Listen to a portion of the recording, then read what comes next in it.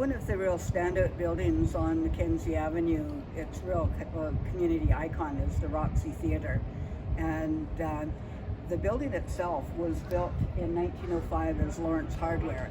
It was a brick building and operated as a hardware store for quite a few years.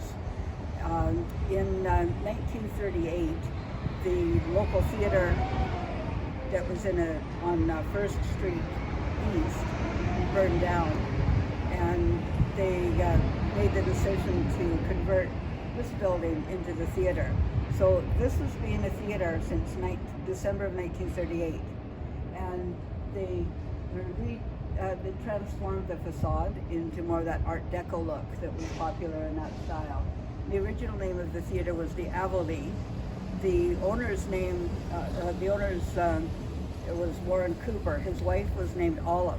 They had a contest to name it. Somebody took the Avolie, was kind of a well-known theatre name, and it contains all of the letters in the name Olive plus the letter A. So the person who suggested that name said that they were honoring Mrs. Cooper with that name. So of course that's the name that they chose.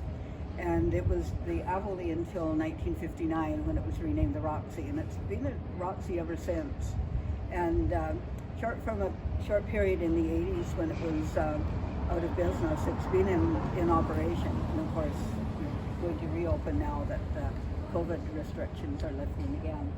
But one of the really neat things about this building is that there is a vestige of its original history up on the bricks. So if you look up on the side there, you can see these two old advertising signs. One of them is for gasoline and the other is for coal oil. And those show up in photographs from the 1916 era. There's one photograph that was taken during World War I, showing